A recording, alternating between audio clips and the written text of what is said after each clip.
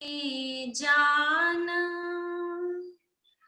हाके माशुक कहा अपना सो जाहिर लिख्या माहे फुरमान सो जाहिर लिख्या माहे फुरमान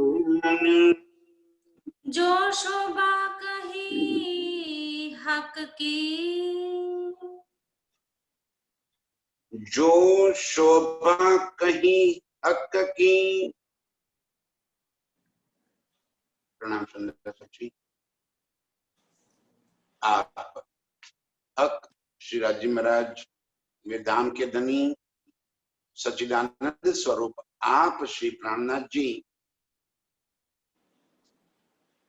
अर्श में प्रीतम के स्वरूप की शोभा का, सुंदरता का एहसास जताते हुए हमें बता रहे हैं कि उस सुंदरता का, उस शोभा का, उन गुणों का इस संसार के सागरों के संग तुलना कर दी, जबकि यहाँ के सागर भी सीमित मात्रा में है। अर्श की उस बेशुमारता, विशालता को इस संसार की किसी भी चीज के साथ तुलना नहीं हो सकती। फिर भी कहते हैं कि मैंने सागरों का नाम दे दिया, लेकिन वो यहाँ के सागर अर्श के उस शोभा के सामने समझो कि एक बूंद मात्र है। इतनी अधिक शोभा अर्श में मेरे प्राण प्रीतम की है। इनके मुखार बिंद के ऊपर झलक रहे एक एक भाव सागरों की तरह लहरा रहे। अब यहाँ पे शब्द का प्रयोग करना है, इसीलिए बार बार कह रहे। इंद्रावती के अंदर इसी बात का द्वंद्व युद्ध चल रहा है, यही लड़ाई चल रही है अंदर कि मैं सुमार को लाऊं तो लाऊं कैसे। वो बेसुमार कभी सुमार में आ नहीं सकता, वो अगणित गिनती में नहीं आ सकता, वो विशालता यहाँ की हद में नहीं समा सकती। यहाँ के शब्द में अर्श के स्वरूप की बात करना, यहाँ का शब्द की कोई क्षमता ही नहीं है। कोई शब्द ही ऐसा नहीं है जो अर्श की बातों का यहाँ पे बयान कर सके। इसीलिए अंदर लड़ाई चल रही है, द्वंद्व चल रहा है कि कहूं तो कैसे कहूं और बिना कहे मेरी रूह को शुद्ध कैसे आएगी। दो बातें हैं। प्रेम की बातें अवर्णनीय होती है, प्रेम कोई वर्णन करने की बात थोड़ी होती है, प्रेम कभी कोई चर्चा का विषय थोड़ी। प्रेम अनुभूति है, प्रेम आनंद है, प्रेम मस्ती है, प्रेम नशा है। प्रेम में कभी दूसरी बात ही नहीं होती, प्रेम प्रेम है बस। उसको शब्द में लाना, उसकी व्याख्या करना, अभी किसी ने बता दिया कि वो मुख है, बिल्कुल मुख। उसको शब्द में कैसे बयां कर देवे, कैसे उसका शब्द में वर्णन कर दे, तो वो असंभव काम को यहाँ पे शब्द में लेकर आए। अब हम इस शब्द को छोड़कर, हद को छोड़कर बेहद में प्रवेश करना, शब्द से आगे निकलना। शब्द की वजह से हमें पहचान हो रही है, तब शब्द को छोड़ के उस सुख में डूब जाना, उस शोभा को दिल में बसा लेना, वो इश्क की मस्ती दिल में भर लेनी है और उसी मस्ती में मस्त हो जाना है। इश्क की मस्ती हमें मौन कर देती। इश्क के शब्द मस्ती चढ़ने के बाद शब्द थोड़ी बाकी बचते, तो सुख भर आता है, आनंद भर जाता है, शब्द नहीं बचते। ये मस्ती का अनुभव हमें इस शब्द से हो रहा है। ये शब्द इस वास्ते आए, बिल्कुल सही है। ये वाणी शब्द नहीं है, ये वाणी मेरे प्रीतम का प्यार है, उनका प्रेम पत्र है। एक एक शब्द में मेरे प्रीतम का प्यार झलक रहा। तो कहते जैसी शोभा प्रीतम की है, वैसी ही शोभा श्यामा जी की है। कोई फर्क नहीं दोनों के बीच में, दोनों ही नूरमय स्वरूप है, दोनों ही इश्क की ही बने स्वरूप है, कोई अंतर ही नहीं है। जैसी शोभा हक की, जैसी आदि की जान, और जैसी आदि की शोभा वैसी ही रूहों की शोभा, और जैसी रूहों की शोभा ऐसी ही अर्श की प्रत्येक न्यामत की शोभा। सारा इश्कमयी स्वरूप, क्योंकि रूहों को रिझाने के वास्ते प्रीतम ही वो स्वरूप बनकर खड़े हैं, तो वो इश्क के सिवा और क्या हो सकता है। इसलिए धनी फरमा रहे हैं कि जैसा स्वरूप हक का वैसा ही स्वरूप आदि का।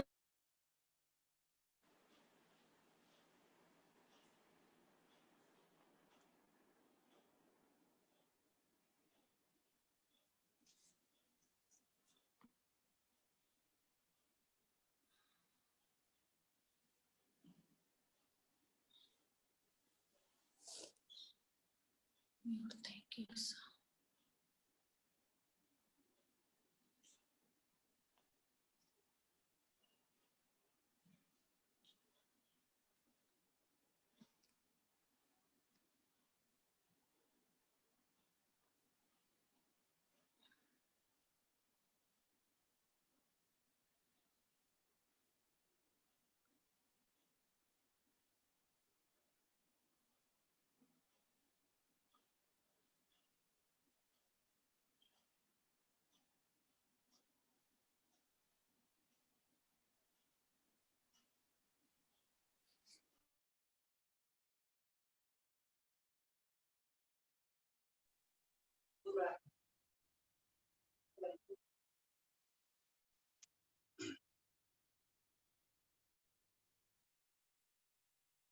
हक के माशुक कहा अपना, सो जाहिर लिखा माहे फरमान।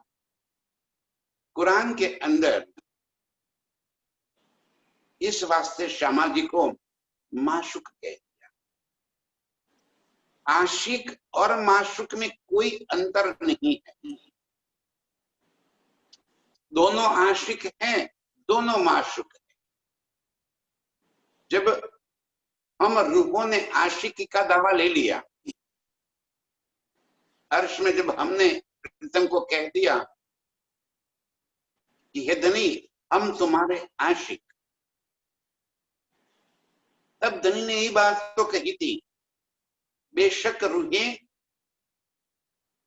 इश्क तुम्हारा ज्यादा है, पर आशिक न कहियो कोई, आशिक मैं ही। तब हम रूहों ने भी यही कहा था कि ना धनी हम तुम्हारे आशिक, इशक रबद इसी तो कहते हैं कि मैं बहुत प्यार करता हूं। तो रूहें कहती है ना, हम आपसे बहुत प्यार करती हैं।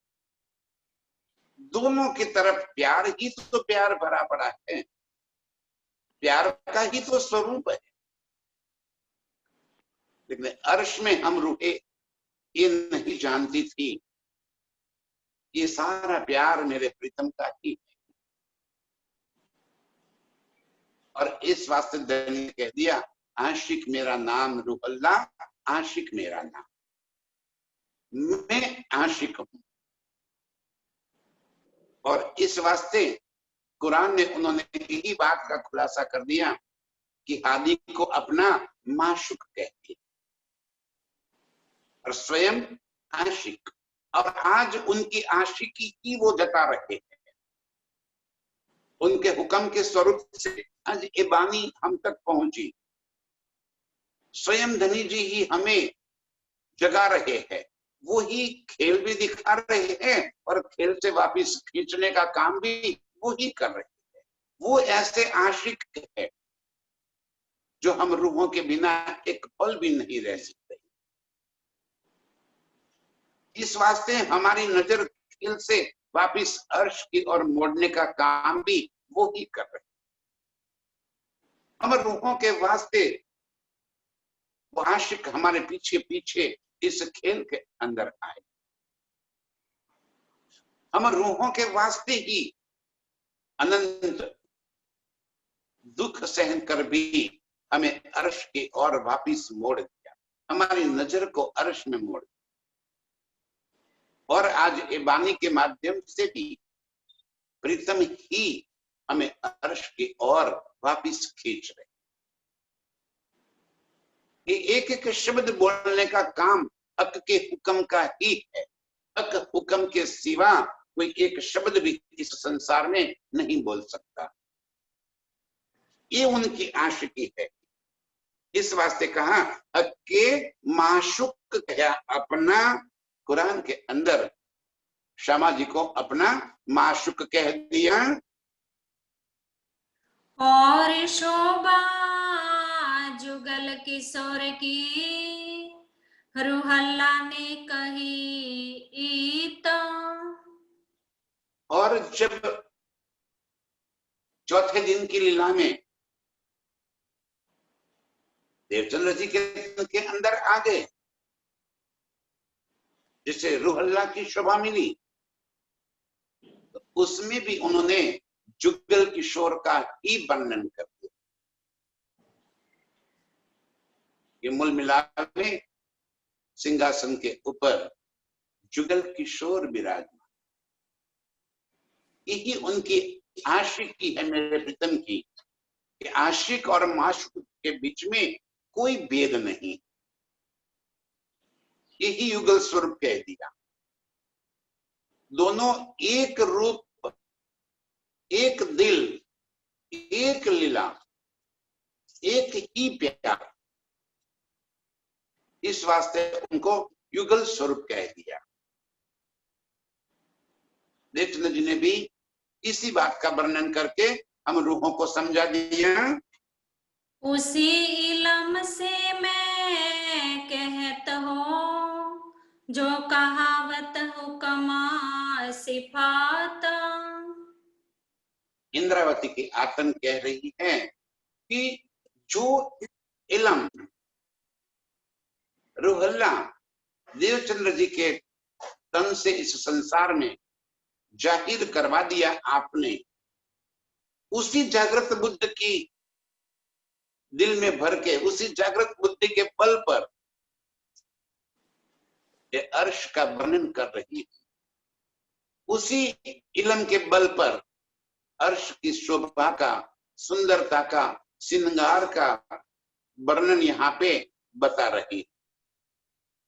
मेरा कोई बल नहीं है, धनी के हुक्म से और रूहल्ला के इलम से, ये दोनों के मिलाकर अर्श की शोभा का वर्णन हो रहा है। यहाँ पे किसी की क्षमता, किसी की ताकत नहीं, कि अर्श की किसी चीज का वर्णन हो सके। धनी के हुक्म के सिवा ये और कोई कर ही नहीं सकता। इंद्रावती की आत्म हम रूहों को यही बात समझाते। राज्य और श्यामा जी दोनों के बीच में कोई अंतर नहीं है, दोनों एक रूप है। हम यहाँ के सपन की बुद्धि की वजह से वो वहदत के स्वरूप को अलग अलग कर दिए। हमने हुक्म को अलग कर दिया, राज्य को अलग कर दिया, श्यामा जी को अलग कर दिया, रूहों को अलग समझ लिया, अशराफिल को अलग कर दिया, जबराइल को अलग कर दिया। एक मेरे प्रीतम के सिवा और कोई ये लीला कर ही नहीं सकता। यही तो स्वलीला अद्वैत है। स्वयं धनी जी ही अपने संग लीला करने के वास्ते अपने ही अनंत स्वरूप धारण करके अपने ही स्वरूपों के संग लीला करते हैं। यही तो स्वलीला अद्वैत है। श्यामा जी भी स्वलीला है, अक्षर ब्रह्म भी स्वलीला, रूहें भी उनकी स्वलीला है, और अर्श के 25 पक्ष भी मेरे प्रीतम की ही दिल की लीला है, उनकी ही दिल की हकीकत है। ये सारा स्वरूप है। मारिफत के दिल के अंदर जो बात प्रकट हुई वो हकीकत बन गई। जो अप्रगट थी, जो अव्यक्त थी, वो प्रकट हो गई। अव्यक्त था वो बात व्यक्त हो गई। जो पूर्ण ब्रह्म वो सच्चिदानंद, हकीकत की लीला प्रारंभ हो गई। खुद के दिल के अंदर जो अनंत इश्क भरा पड़ा है उस इश्क का प्रगटीकरण हो गया। हक के दिल में इश्क के सिवा और कुछ है ही नहीं। तो वो इश्क करे किसके साथ? अर्श में और कोई तो है नहीं। तब स्वयं ही अपने स्वरूप धारण कर और अपने संग लीला कर रहे। तो अब उन्होंने ही उनके ही जो स्वरूप धारण करते हैं, उन स्वरूपों के और उनके बीच में कोई अंतर हो ही नहीं सकता। ये बात यहां कह रहे हैं धनी जी कि जो शोभा हक की सोई शोभा आदि की जान। हक की और आदि की शोभा में कोई अंतर नहीं है, दोनों की शोभा एक रूप है। वही तो स्वलीला अद्वैत है, मेरे प्रीतम का ही व्यक्त स्वरूप है। हाँ, रूहों के साथ इश्क की लीला हो रही है और उसी इश्क की लीला के वास्ते अर्श के सारे स्वरूप है। अर्श की हवा भी इश्क में ही है, क्योंकि मेरे प्रीतम अपनी रूहों को रिझाना चाहते। अर्श की सुगंधी भी इश्क में ही है, क्योंकि मेरे प्रीतम अपने रूहों को रिझाते। सारी नेमते अर्श की इश्कमयी है, क्योंकि अपने इश्क के स्वरूपों को संग इश्क की लीला करने के वास्ते उनका अस्तित्व है, उनका प्रकटन है। हक के दिल के भाव ही प्रकट होकर अर्श की अपार नियामतों के रूप में दृष्टिगोचर हो रहे हैं। ये मेरे प्रीतम की आशिकी, और इस वास्ते उन्होंने आदि को माशुक कह दिया। और रूह अल्लाह ने भी यही बात समझा दी कि अर्श में एक मेरे प्रीतम के सिवा और कोई बात है ही नहीं। जब खुद के ही दिल का स्वरूप है तो उनके साथ दिल की से दिल की ही जुड़ान है, यही वहदत हो गई। जहां दिल और दिल के सिवा और कोई बात ही नहीं, एक ही दिल का जहां अनंत लीलाएं चल रही है तो अनंत स्वरूप के बीच में वो ही दिल लीला कर रहा है। तो एक मेरे प्रीतम के दिल के भाव जो है वही तो सारे भाव सभी रूपों के दिल में, श्यामा जी के दिल में वही तो भाव भरे। कोई बात वहां कहने की आवश्यकता ही नहीं होती, क्योंकि प्रीतम का दिल ही तो लीला कर रहा है। स्वलीला अद्वैत इसे कहते हैं, और यही वहदत है। एक दिल ही नहीं, एक दिल, प्रीतम का ही दिल चारों ओर वही व्यक्त रूप में है। जो बात प्रीतम अपने दिल से रूपों के दिल तक पहुंचाना चाहते हैं, तुरंत वो बात हमारे दिल में पहुंच जाती। जो बात अक्षर के दिल में पहुंचाना चाहते हैं वो बात अक्षर के दिल में पहुंच जाती है। तो अक्षर के दिल की बात हम नहीं जानते, हमारे दिल की बात अक्षर नहीं जानते, लेकिन है तो प्रीतम का ही दिल।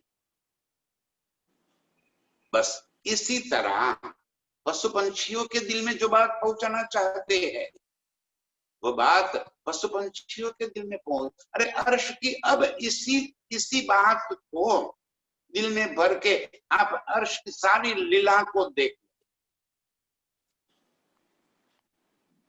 रूहों के संग लीला करने के वास्ते जैसे वो जमुना जी के अंदर लेकर ले गए, तो वो जल भी तो प्रीतम का स्वरूप है।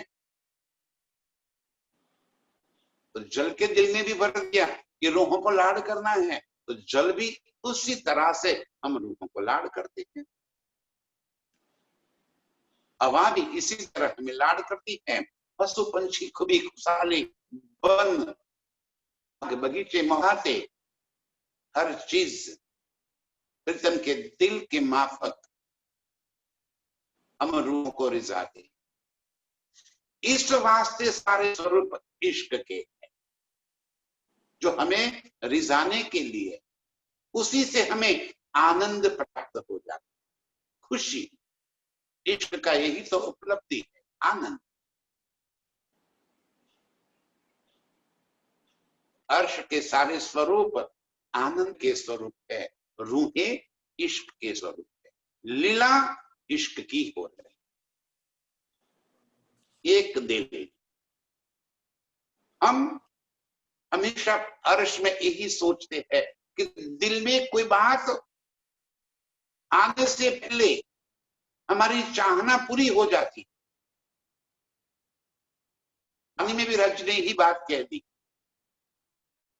कि हम रूहों के दिल में कोई बात होती है, चाहना कोई होती है, तो वो चाहना होने से पहले वो बात पूरी हो जाती है। शब्द बोलने से पहले वो लीला हो जाती है, वो सुख मिल जाता है। चारों तरफ प्रीतम का दिल ही तो फैला हुआ है। हम रूहों के दिल में भी उन्होंने ही तो चाहना भर दी, तो वो तो जानते हैं कि मैंने कौन सी चाहना भरी है। तो वही बात उन्होंने अर्श की न्यामत में पहुंचा दी, और अर्श की न्यामतें ने वही सुख तुरंत लेकर खड़े हो गए। हम चाहे उससे पहले सारे सुख मिल जाते हैं, सारी लीला हो जाती है। ये अर्श की सुख है, ये अर्श की आनंद। और इसीलिए मेरे प्रीतम आशिक, ये इनकी आशिकी है जो हम अर्श में कभी नहीं जानते। मैं हक को अर्श में जुदा जानती, लावती शब्द में वर्णन। इसलिए कह दिया कि मैं प्रीतम को अपने से अलग जानती थी। वो अलग है ही नहीं, एक रूपता। बस यही बात धनी जी यहाँ पे हमें समझा रहे हैं कि उसी इलम से मैं कहता, जो बात चंद्र जी ने समझाई थी, उसी बात, उसी बुद्धि से, उसी जागृत बुद्ध से मैं तुम के हुक्म मुझसे ये बातें कहलवा रहा है। ये बारीक बातें अर्श की यहाँ पे व्यक्त हो रही है। गौर गाल सुंदर हरवटी, फिर देखो मुख लाल। बार बार प्रीतम के मुख का, प्रीतम के अंगों का, श्रृंगार का, शोभा का यही वर्णन कर रहे, क्योंकि रूहों की नजर प्रीतम के अंग से हटती नहीं। अर्श में मेरे प्रीतम के सिवा और एक चीज ही नहीं। देखे तो क्या देखे, बस प्रीतम की ही स्वरूप। और वो स्वरूप इतनी न्यामतों से, इतने सुखों से, इतनी कलाओं से, इतनी अदाओं से ऐसे भरा हुआ है कि हम तृप्त ही नहीं हो रहे, प्यास ही नहीं बुझती। इतना सुंदर स्वरूप, रूहें उसी स्वरूप को बस देखती ही रहती। गौर लाल गाल सुंदर,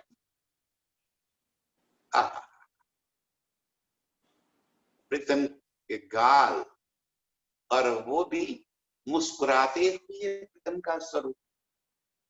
उनके मुखारविंद से मुस्कान तो कभी कम ही नहीं होती, सदा मुस्कुराता हुआ वो स्वरूप। और जब प्रीतम मुस्कुराते हैं तो गाल ऐसे गुलाबी हो जाते हैं,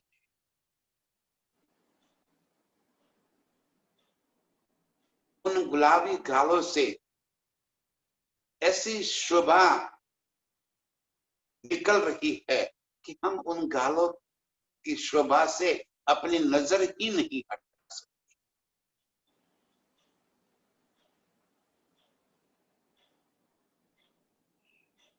जरा नजर तो करो, वो गुलाबी गाल और मुस्कुराते ही गालों के अंदर जो खंजर, जो डिंपल हो जाते, और कितनी लालिमा दिखाई दे रही है। और वो भी जब मुस्कुराते हैं तो और अधिक गहरी लालिमा। आशिक रूह अपने आप को रोक नहीं सकती, इतने सुंदर गालों से कैसे अपने आप को अलग कर सकती, चूम लेती है। ऐसी उज्जवलता, गौर, गुलाबीपना, मुस्कुराते हुए प्रीतम के इन गालों की शोभा,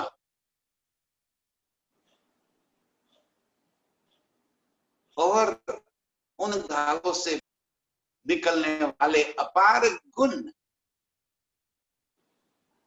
इश्क जैसे वहां के एक एक नस से निकल रहा है। सारी रगों में इश्क ही दौड़ रहा है।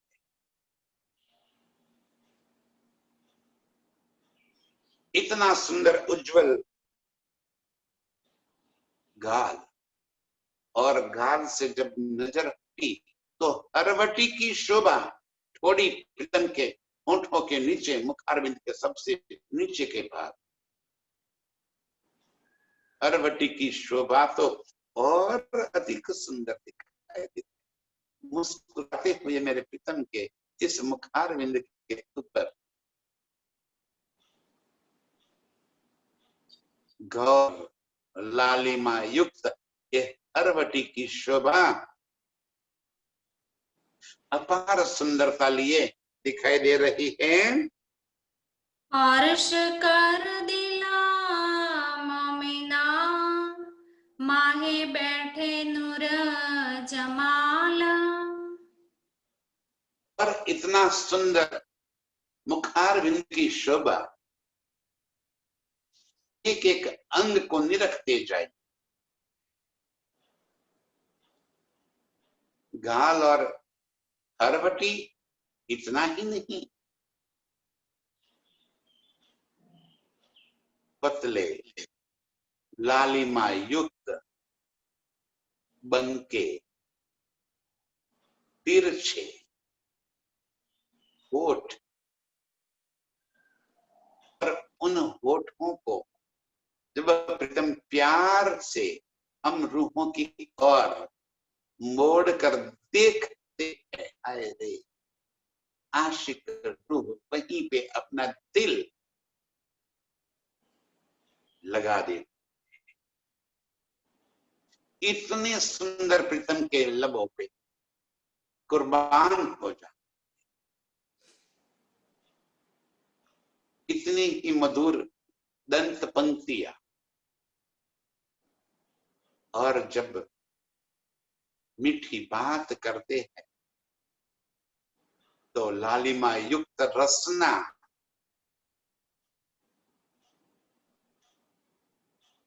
शोभा तो देखिए प्रीतम की,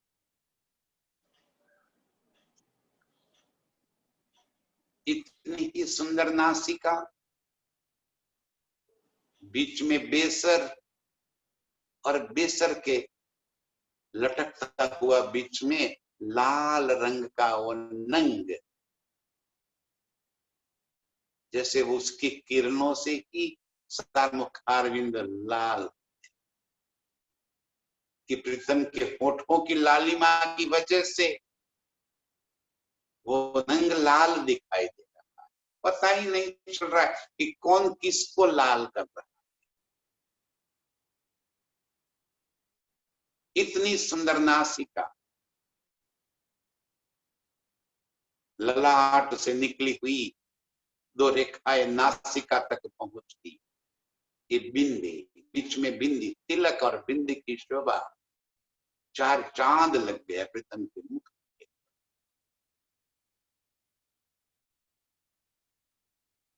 सुंदर नेत्र, इतनी ही सुंदर आंखों के ऊपर की भ्रमर, और घुंघराले केश, और उसी घुंघराली एक लटकन प्रीतम के गालों को छूती। इतने ही सुंदर श्रवण अंग,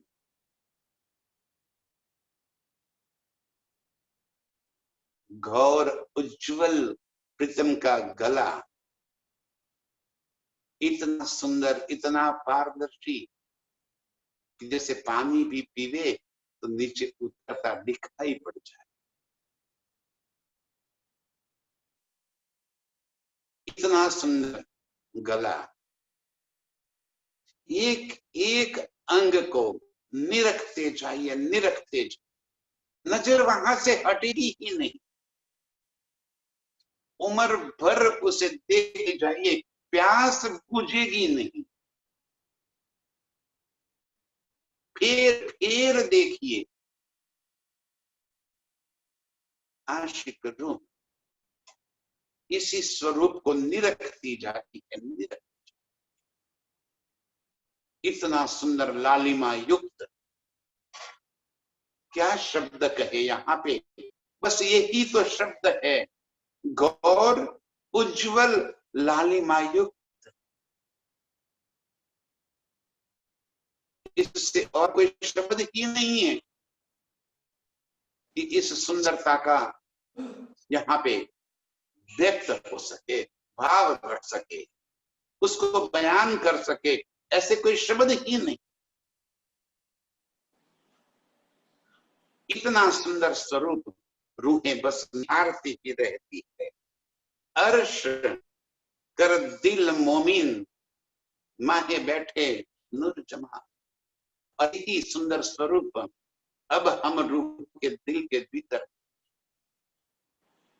दिल को ही अर्श बनाकर मेरे प्रीतम हमारे दिल में बस गए।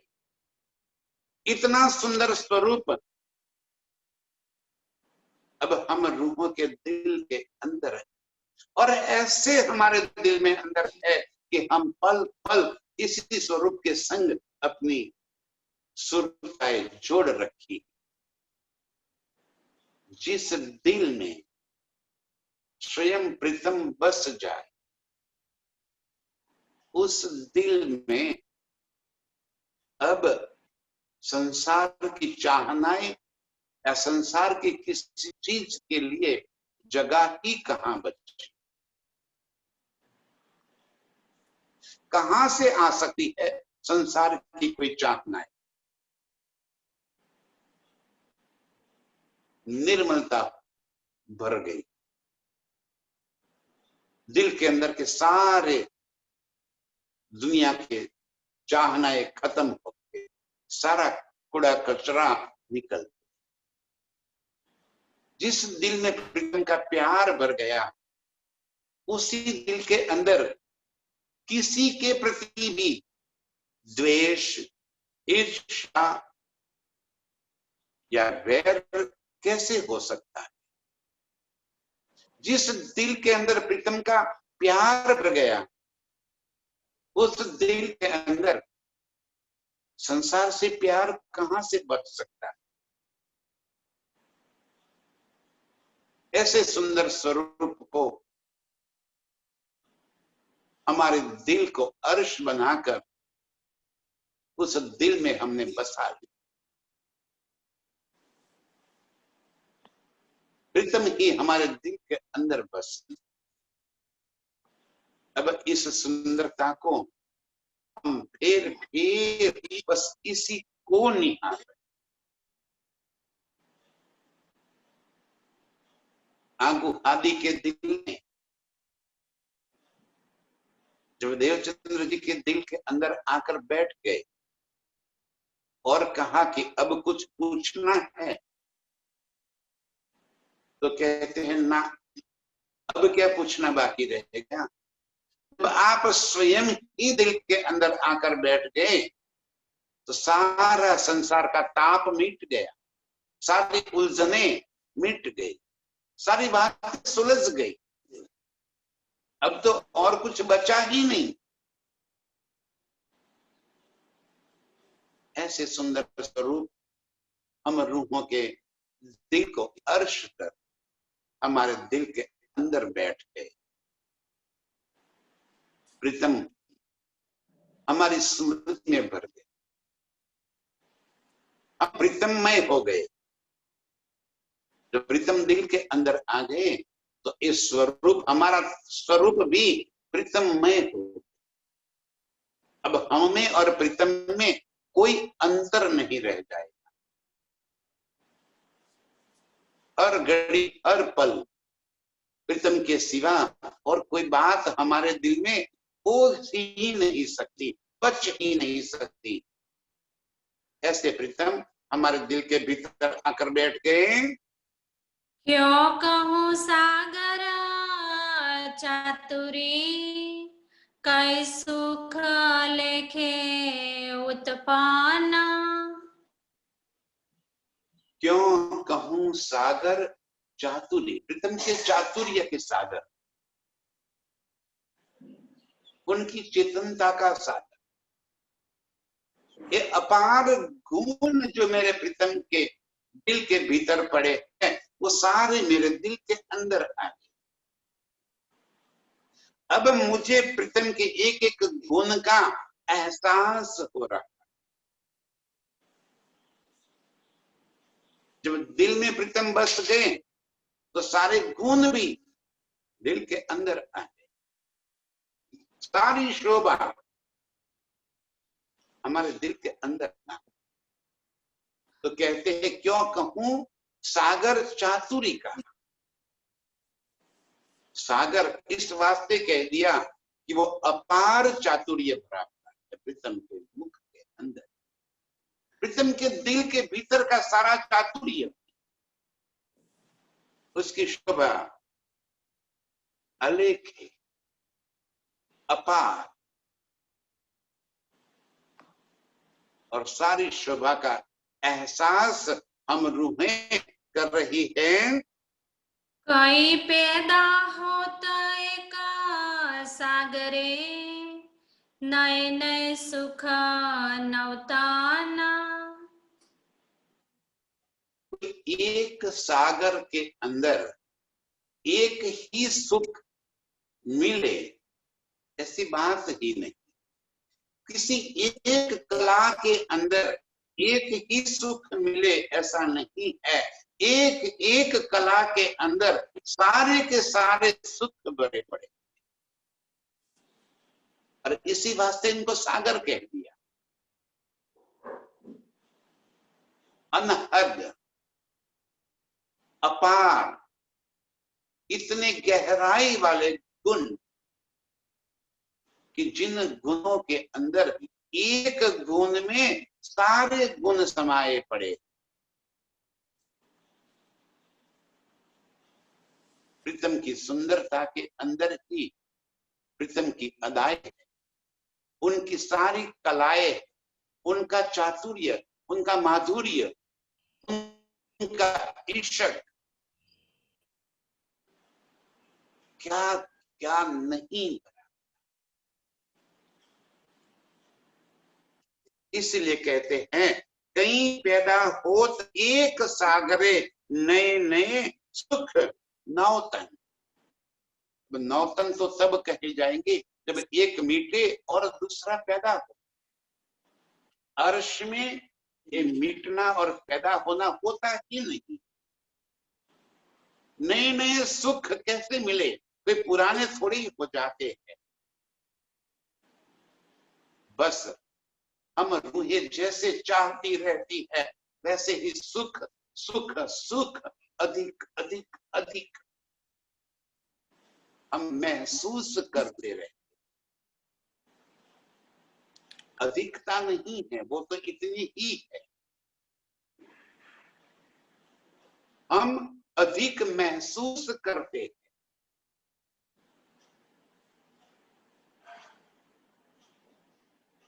कैसे समझ आ गई? अधिकता तो होती ही नहीं।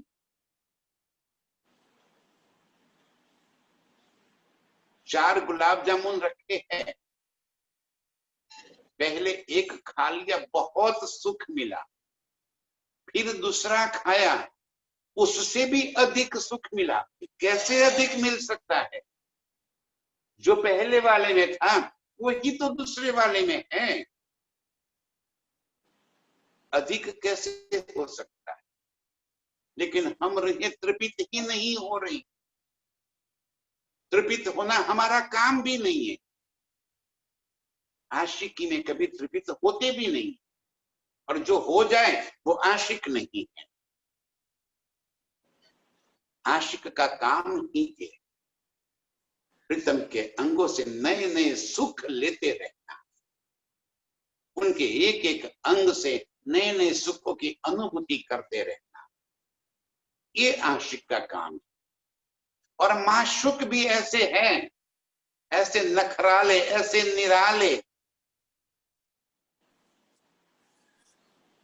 कि हमें और आग लगाते ही रहते, और अधिक सुंदरता देखने की चाहनाएं हमारे दिल में भरते ही रहते। इसीलिए तो कहा परम विचित्र जियावरण। वो भी ऐसे आशिक है कि हमारे दिल के अंदर आग लगाते रहते, प्रीतम के इश्क की आग, प्रीतम के संग लीला करने की तड़प, चाहनाएं अधिक से अधिक प्रज्वलित होती रहती है और न बुझने वाली प्यास हम रूहों के दिल में लगती रहती। इसलिए आशिक रूह नए नए नौतन सुख लेती ही रहती है और मेरे प्रीतम नए नए सुख देते रहते हैं। हाक मोखा सब विद सागर, सुख लेखे अपार। हकमुख सब वीद सागर, प्रीतम का मुखारविंद अनेक सुखों का सागर गहरा। फिर वही बात, सागर को ये सागर मत समझ, सागर का नाम लेकर सिर्फ और सिर्फ विशालता कहना चाहते हैं प्रीतम। हक के मुख के ऊपर जितनी भी कलाओं का सागर, जितनी भी अदाओं का सागर है, वो सारे सागर अनगिनत सुख देने वाले, अपार गहराई लेने देने वाले, बस गोते लगाते जाओ और उस सुख को दिल में भरते जाओ। हक मुख सब वीर सागर, प्रीतम का मुख अनंत सुखों से लबालब भरा हुआ वो सागर है, जिस सागर में सारे सुख सारे आनंद की लीला दिखाई पड़ रही है। सुख अलेखे अपार। बस प्रीतम के मुख को देखते देखते अपार सुख की लज्जत आशिक रूह लेती जाती है।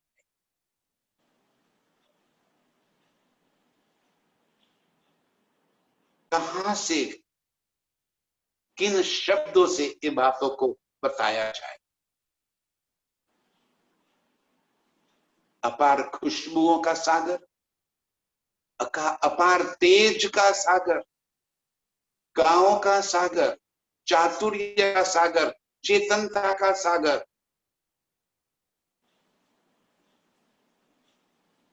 अनगिनत गुण, और वो भी अपार। और इन सुखों से आशिक रूह कभी भी अपने आप को अलग नहीं कर सकती। ये सुख जाने निस्बती, जिन निस दिन यही विचार। ये सुख जाने निस्बती, ये सुख वो ही जाने जाके अर्श में तन, वो निस्बती है जिसके मूल स्वरूप अर्श में,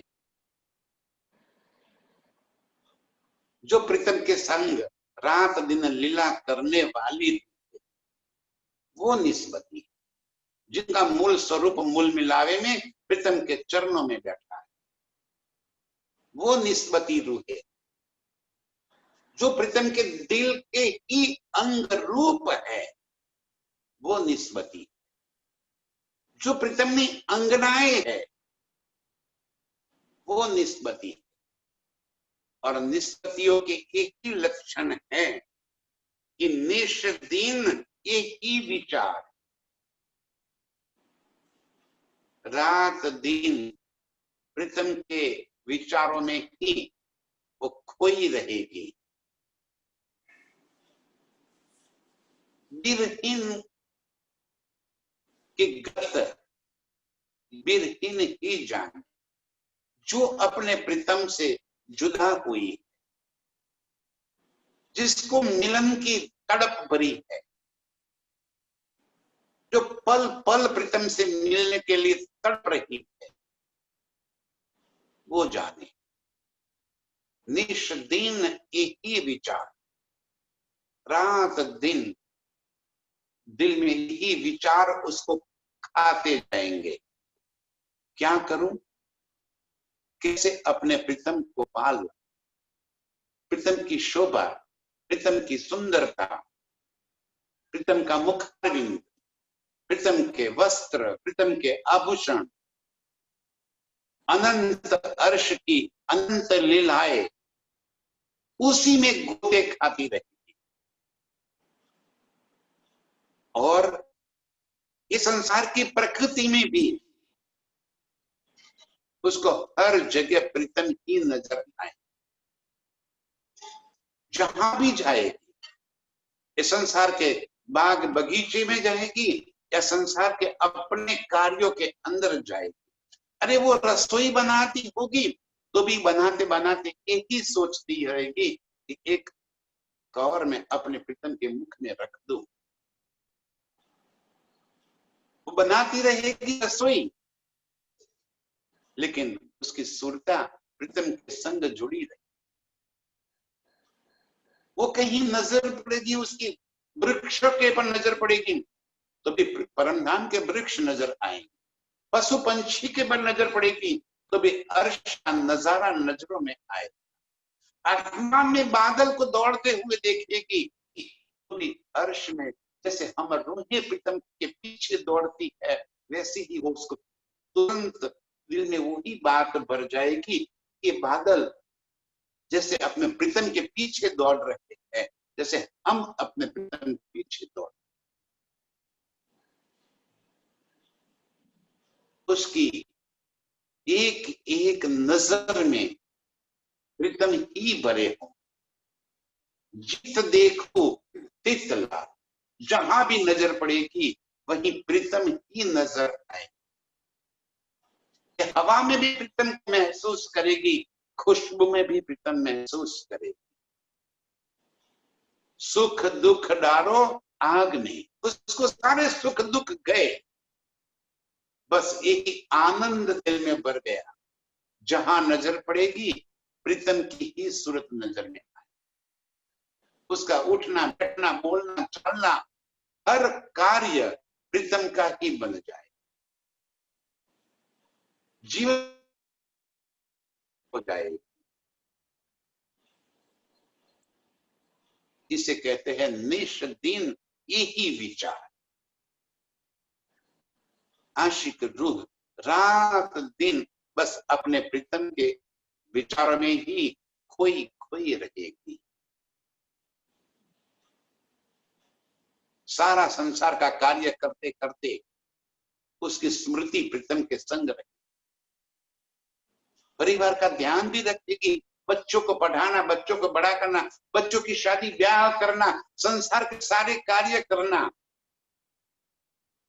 लेकिन उसके पीछे उसका लगाव नहीं रहेगा, स्मृति प्रीतम के संग रहेगी। यहां तो यंत्रवत जैसे मशीन काम करता है, वैसे जहां चित्त नहीं लगेगा काम करती रहेगी, धन प्राप्ति भी होती रहेगी,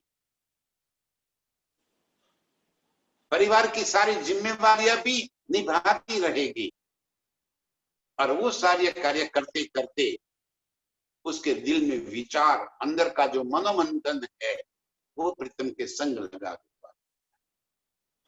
उसकी चाहनाएं प्रीतम के संग। वो हिमालय में जाकर बैठ नहीं जाएगी, किसी गुफा में जाकर बैठ नहीं जाएगी। ये काम आशिक रूह का नहीं, ये प्रीतम को पाना साधना तपस्या का काम नहीं है। यहीं पे जो कार्य कर रहे हैं उसी कार्य करते करते सुरता हमारी अर्श में लग जाए, हमारी प्रीतम के संग संबंध बनता जाए। जिसके दिल के अंदर प्रीतम बस गए हैं, उस दिल में प्रीतम के सिवा और कोई बात रह ही नहीं सकती, जगह ही नहीं है।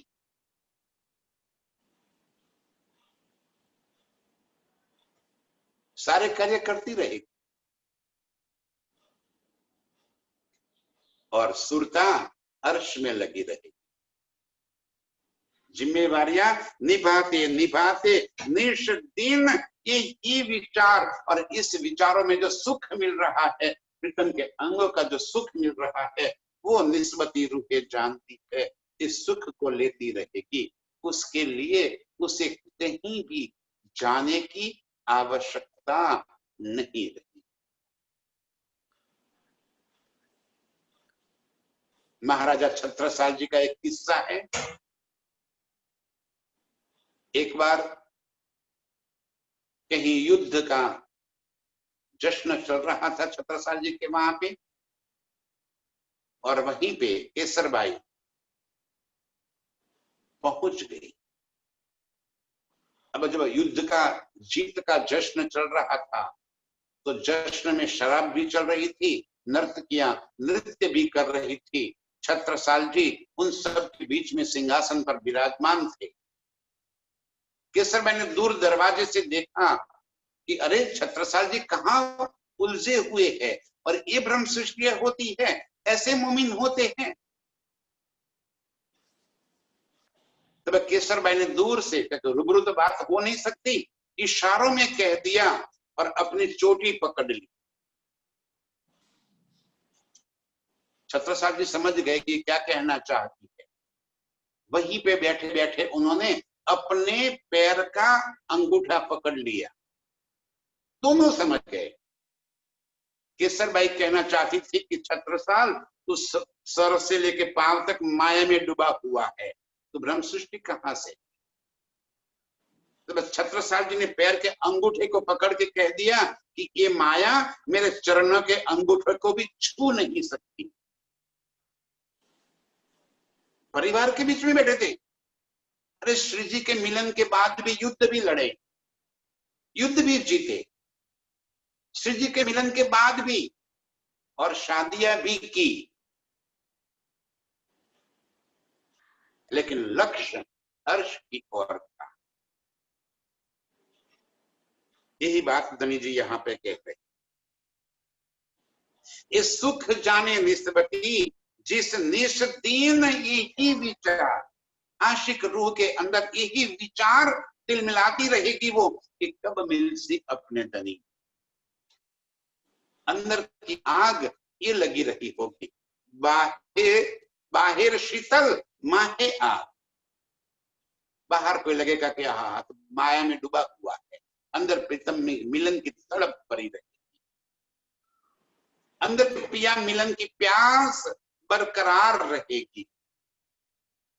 निश दिन रात दिन बस इस ही विचारों में वो डूबी रहेगी। दुनिया से उसकी रहनी अलग हो जाए। दुनिया की चाहते, परिवार, संसार, धन, संपत्ति उसकी और रहती है। वो उसी के अंदर रहकर भी उनसे अलिप्त रहेगी। और इसे कहता है जल में नहाइए कोरे रहिए। नहाना तो ये है, यही जल के अंदर रहना है, यही माया के अंदर रहना है। और फिर भी ये माया हमारे दिल के अंदर न पहुंच जाए, बाहरी रूप से उसका सारा आनंद लिया जाए, दिल के भीतर प्रीतम का आनंद बसा जाए। ये अर्श के सुख ये निस्बती रूह लेती रहेगी, जिसे निष्दीन यही विचार, रात दिन बस प्रीतम के विचारों में ही मस्त रहेगी, जो प्रीतम के इश्क के अंदर डूबी रहेगी। ये निस्बती रूही ही कर पाएगी। और इसी तरह ये संसार में रहते रहते संसार की सारी जिम्मेवारियां निभाते निभाते इस खेल में भी मेरे प्रीतम को रात दिन उसी की मस्ती में मस्त रहने वाली, उन्हीं के विचारों में डूबी रहने वाली सभी रूहों के चरणों में कोटि कोटि प्रणाम। प्रणाम। जीना निस दिन